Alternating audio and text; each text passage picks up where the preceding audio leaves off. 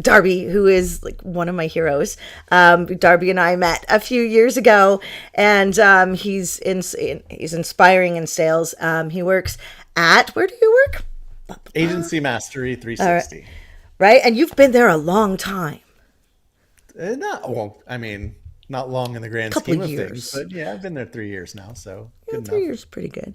And so the reason I brought you on here, we are in Geek Speak in our Facebook group, but we also are on YouTube and a couple other channels in our podcast, which we actually started because of the group I was in with you, Right. right? You drank the So Kool-Aid. I did, and it was really life changing, and I had to go and implement. And that's why I moved on. But I wanted all my agency friends and people interested in sales to get to meet you. And let's really talk about sales because the market's changed. Agencies aren't getting those phone calls like they used to, right? I'm competing. I had to compete this week for my job that I have with this client. For 2 years, I've been with them. And here comes this other agency. And I looked at their stuff and they are good. They look good. I've proven myself for 2 years. So, but I'm not the only one coming up against this. And so I know other salespeople or other agencies are struggling with sales. So I thought perfect timing to talk to you. And so I figure you'd take me through what you see as the problems that you're seeing with agency sales, because you talk to agency owners. Are they struggling? Is it in my head? Tell me everything. Yes. I mean, everybody's struggling with something, right? I mean, but I think most people struggle with sales because they take it in such a broad view.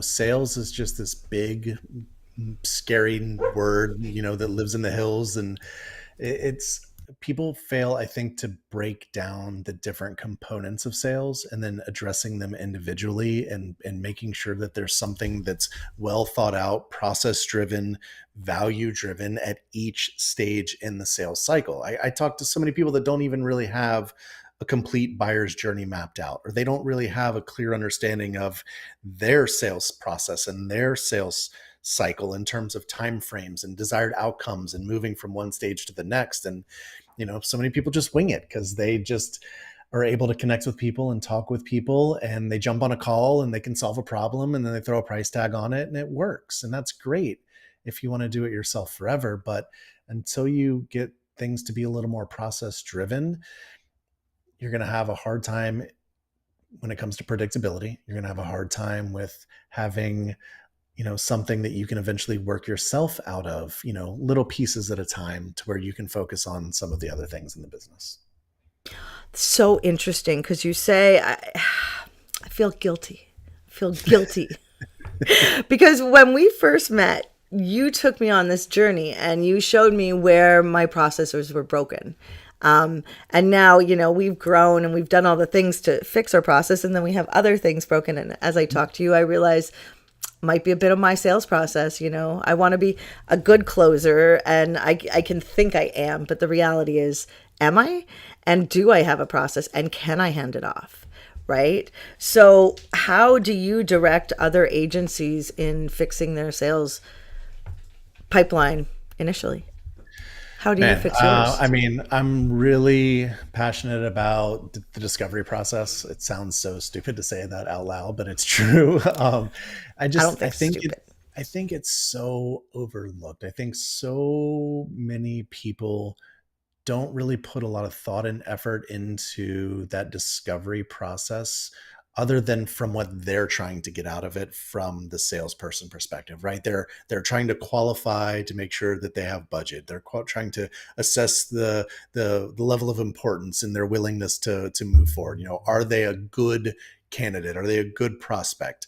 Um, but they're not really doing enough to demonstrate value, to build a relationship, to affirm in the prospect's eyes that they're a good fit for them, right? I use a dating analogy on strategy calls on a regular basis, and I think dating and sales are so similar in a lot of ways. Now, fortunately, I've been married a very long time and I haven't had to go through any dating bullshit in a very long time, but if I did, you would never show up to a first date, talk all about yourself, and ask that person a bunch of questions that have nothing to do with helping them, right? You wouldn't just show up and throw up all over a person and like, oh, these are all the great things about me. Look at all the great things about what we do, right? You would show up to a first date and you would ask questions about them. You're trying to show them how you can be a potentially good fit for them in their eyes. So I think that that's where it really starts, is just making sure that you're building that relationship from the onset and really demonstrating to that person that you truly have their best interest at heart and finding a solution for them, whether that's with you or somewhere else. And having a line of questions and things designed to enable you to do that. And so you have a bunch of questions you ask, or do you let the conversation just flow and you're just there to learn about them for a little bit and give them some helpful advice, potentially? I have a format that I follow each and every single time without fail. I have a little line of questions that I have on a document on my iPad, and I create a fresh copy every time I start a discovery call, and I take notes diligently each and every single time, and I follow the process. And I've been doing it for a long time. I've done it other places, and that's, I think, where people fail, is you get a level of confidence when you're doing things well, when you're following the process, and then you naturally just start to deviate in little bits and pieces further and further away from that as you start to wing it because you're not following the process. And next thing you know, you wake up one day and you're so far off base from where you were in the beginning and what was working, right? That's the thing.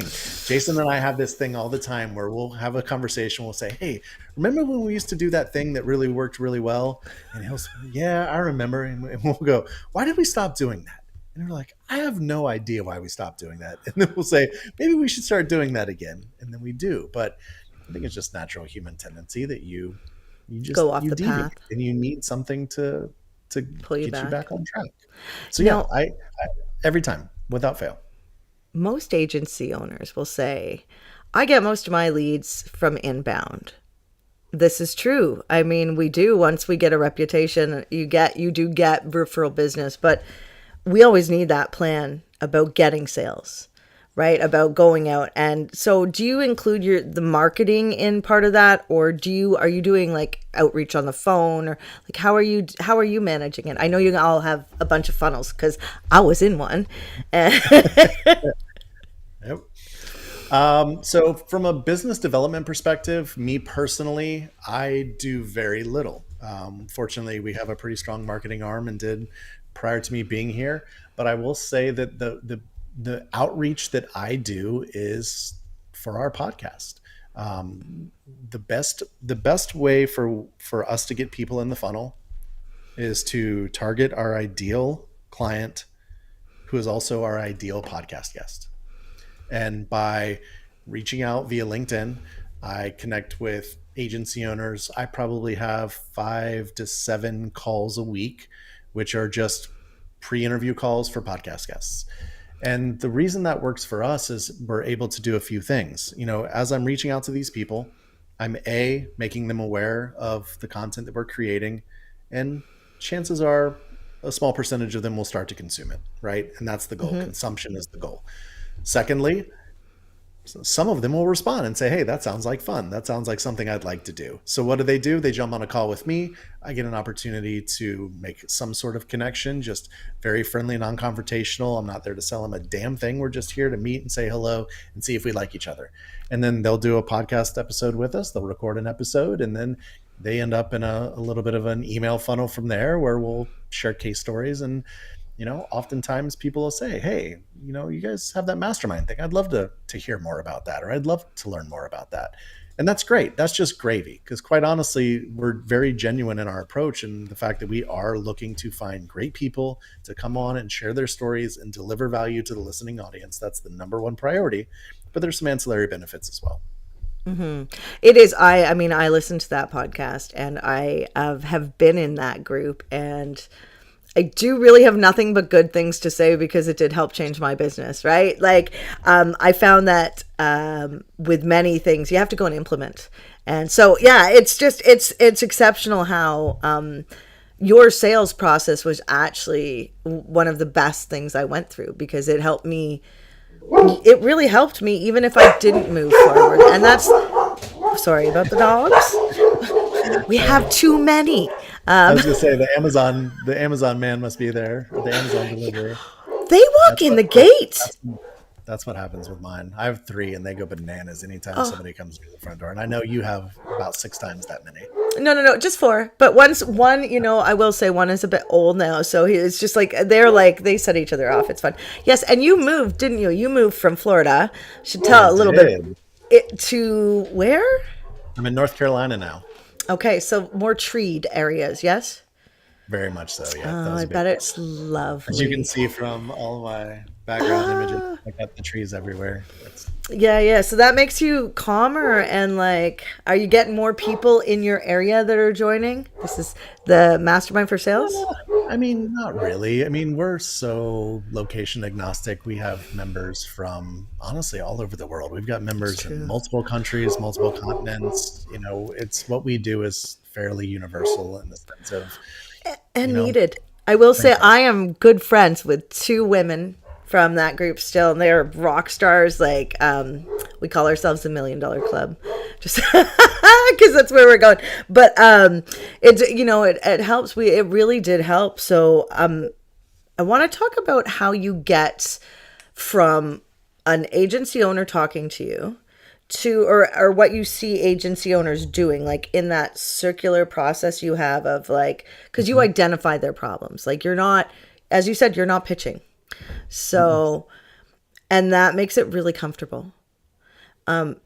So are you giving away information? People will like, did people take advantage of that? Tell me how Yeah. it flows, like where you're not Okay. getting taken advantage of. We all know scope creep. It happens in sales calls. So it's almost like I set you up for that, which I didn't, but it was perfect because this is something that we harp on constantly within the group, which you'll remember is that foot in the door offer, right? That strategy session that we do with a prospect is a paid engagement. It's very inexpensive. It's fully refundable if for any reason you feel like it sucked. If you get on a 90-minute call with me and I don't deliver on the promise and you feel for any reason I didn't, we'll give you the money back. But that's how we prevent people from taking advantage of that because, I'm a firm believer that people enter a sales cycle for two reasons. They're either curious or they have intent, period, right? That's it.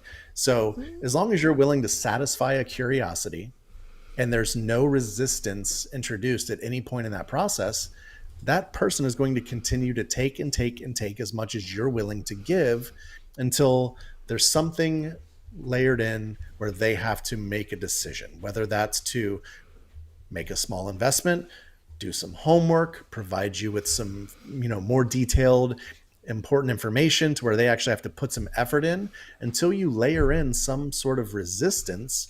A curious prospect will take as much as you're willing to give. And that's where people fall into that trap of over delivering, giving free guidance and free strategy and free advice because the curious prospects, that's the only reason they're there. They never came with buying intent. My wife looks at RVs all the time, and we're not buying an RV anytime soon, but she's in the curious stage. Lots of people are in the curious stage. So the way you separate out the people who are in the intent stage is to layer in a little resistance, right? Which we call our foot in the door offer. Just a small investment where you're going to deliver on some substantial value. They're going to get something that they can use without question, with or without you, beyond that stage. Um, it's just a great litmus test to get people out of the way that are there for no other reason than to satisfy a curiosity. I like that too. And it does, you do. So what does the person walk away with? So the process is I reach out to you and Mhm. then we hop on a call. We figure we kind of get along. It's probably a quick call. Yeah. Mhm. And then we set up a next call and I'm in the buying process there. I have to buy the next call, but I'm getting a strategy or a, Exactly. okay. And a Precisely. strategy So to help me with my specific problem. Correct. The way I position it is that we're going to spend 90 minutes building a scaling plan together. And I think that's one of the most important parts about being effective with some sort of offer like this is it has to be interactive. It has to be something that you're doing together because then there's emotional attachment, there's buy-in.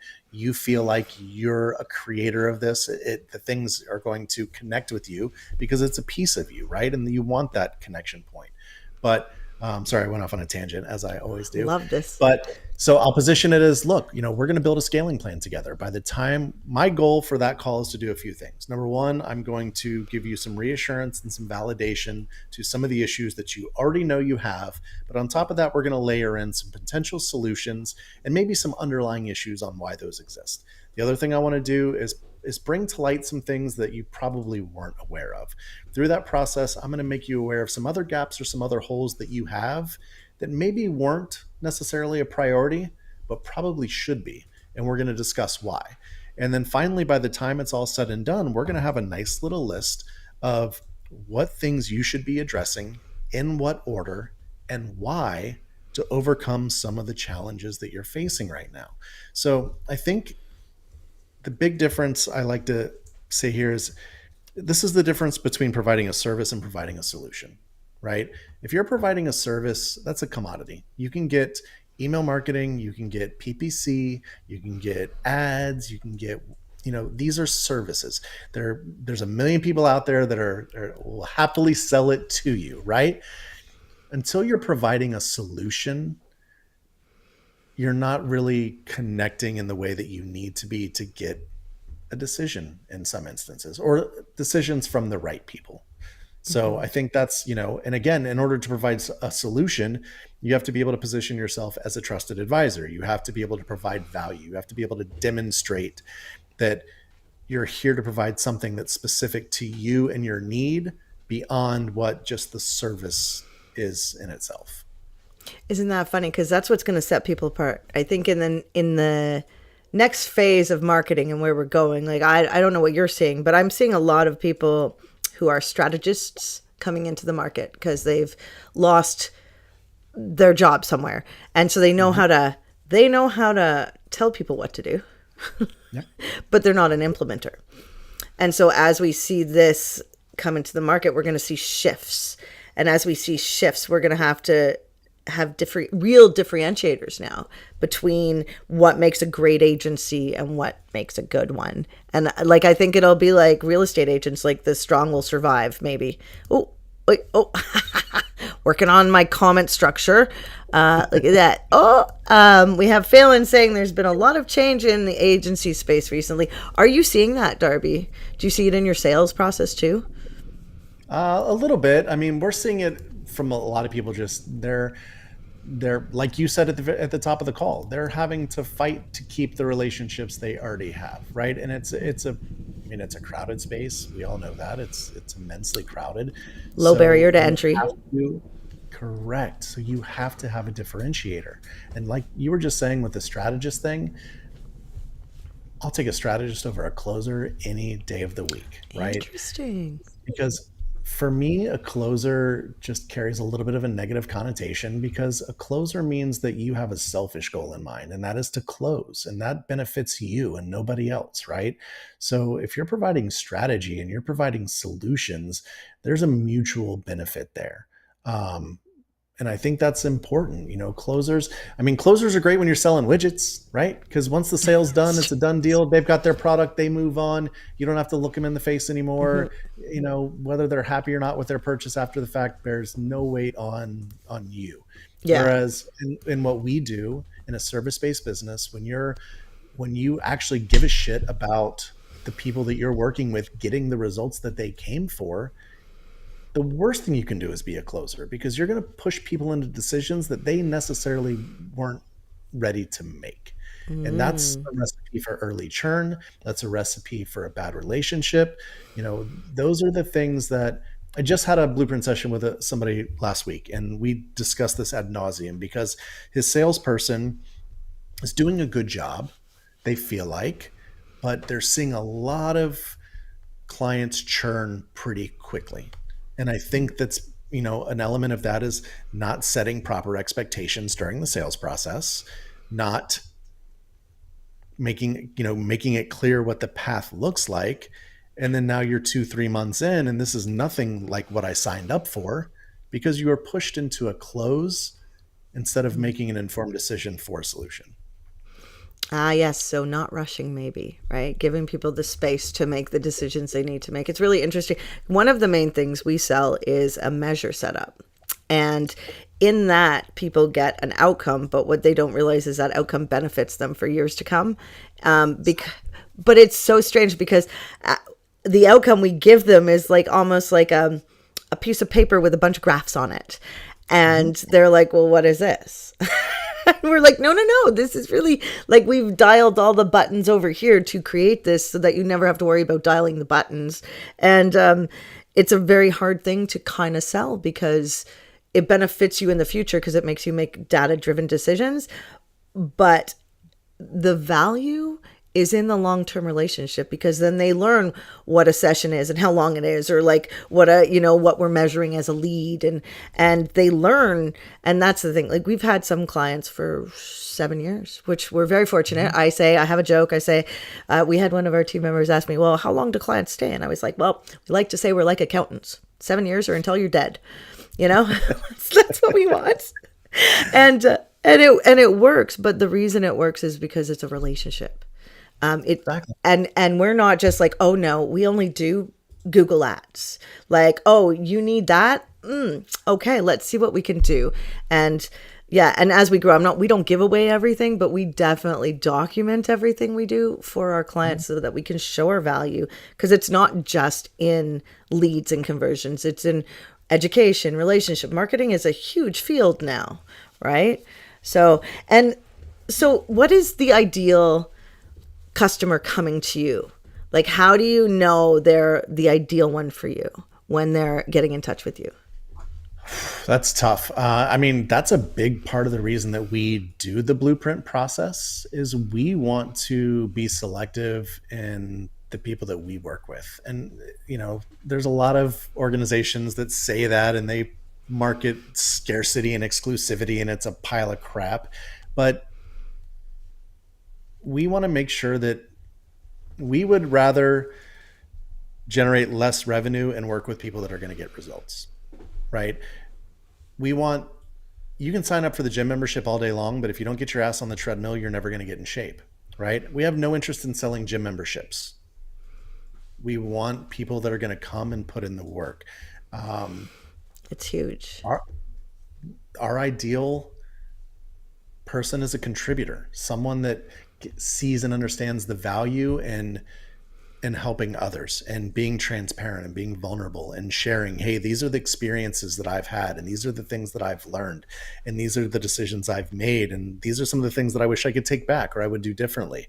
And to be able to share that with someone else that's on a similar path to help them avoid some of those mistakes, that's the type of person that fits in best with what we do.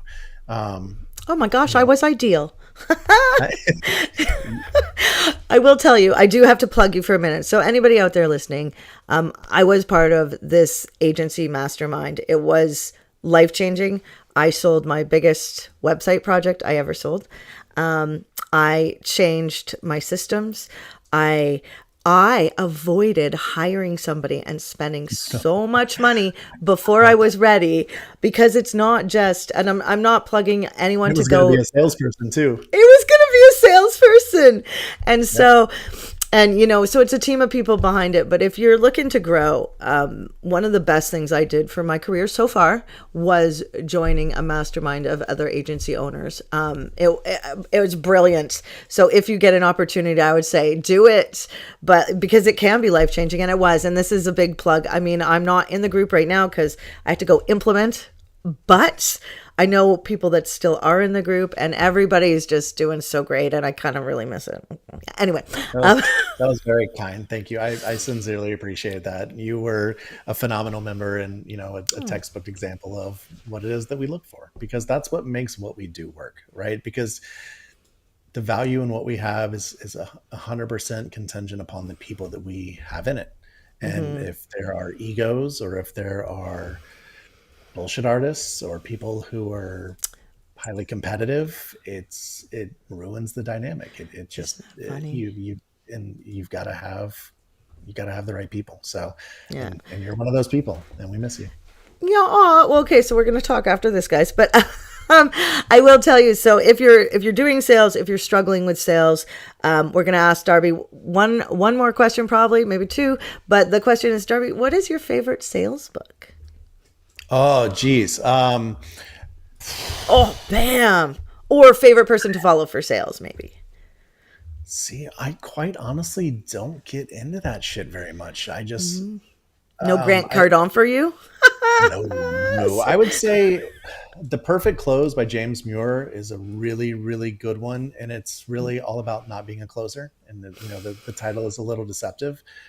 It really speaks to the ability to deliver value and all of the kind of things that I spoke about so far. So I'd say that's good. Gap Selling by Keenan is pretty decent. Okay. If you're on Audible, it's a little tough because his voice is really abrasive, and Oh, after the first couple of chapters, you can kind of settle into it. But it's a rough it, go in the early going. But there's some concepts and things in there that are good and make sense. So I would say those are probably the two that I would have to lean on. But if I'm going okay. to plug any book, so my good friend Ian, who shared Oh, this I book with do know me, Ian. it's by a guy named Oliver Berkman. It's called, I always say the number wrong. I'm pretty sure it's 4,000 hours. A mortal's guide to time management. And it's a little bit philosophical, but it's all about making decisions based on what's important, right? Anytime you decide to say yes, it's also a decision to say no to something else. I And think that's really huge. knowing and understanding what's important to you in your life and where you want to go and what you want that to be and how that can be a guiding light towards your decision making, which again is time management, right? A yes to something is a no to something else. And really getting a good introspective look at that. Incredible Huge. book. That's my favorite. Okay. And why Ian recommends it? Ian wrote it. No, Ian recommended it to me. Ian's always, he's always recommending something, but that Oh, was the one see. that, yes. Oh, Ian's a voracious reader. Like he's ridiculous. Oh, I didn't know that. Um, You know what's missing, I will say, in the world out there? A really good book club that's not like if you type in book club online, you'll get this. It's an agency sales tool for this company for sure, but it's crap. It looks like it's from the 80s.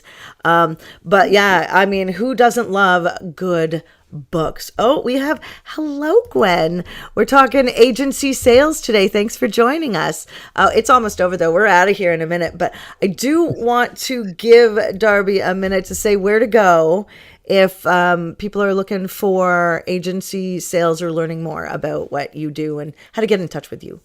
Absolutely. So agency360.com is the website, all kinds of stuff there, about all kind of cool lead magnets, things that can help you right now. If you want some help, there's a great budget buster that I'd highly recommend, helping you get the client's budget every time. We've had so many people tell us how helpful that's been to Ooh, I them. want So that. I strongly recommend that. Connect with me on LinkedIn. I'm not a huge You're not there all the consistent time. Is that what you're poster saying? there. I'm there all the time, but I don't know. I post infrequently, Yeah, yeah, but fair. I try to Lurker, post when. lurker. Yeah, I am very much a lurker. Connect with me there, or there's just reach out. If and again, we're a helpful resource. We try to be helpful as much as we Yeah, yeah, can. yeah. We're not really. I mean, and we're interested in selling shit. Don't get me wrong, Yeah. but at the end of the day, if we can help you, just I'll jump on a call and help anybody anytime with asking zero in return. Yeah, yeah, yeah. One of the reasons we did our course, so we have our mastermind in our course, and we ended up giving away half of our course to help the people that couldn't afford to work with us, and that was another agency win for you guys because that was because of that was actually because of Mark Yep. in the group. So Gwen is saying she's just working on some stuff. She'll be back in a bit. Yes, come back. Watch this if you want to learn about sales, Gwen, because Darby's a rock star. I believe next week, do I need Darby? So every week I ask whoever's on here, what's the topic for next week? And I guess you're not going to know that. No, I've been the So, same. right? And so our topic for it's June 6th. I know. Oh my God. Okay, next week we're talking about interest ads on Facebook versus exposure ads on Google. So if you are looking to learn about ads and what you should do for your business or what you should try in your marketing, join us. And we'll see you next time. Thank you so much, Darby. Thank you. It was awesome. All right. Bye, everybody. Bye.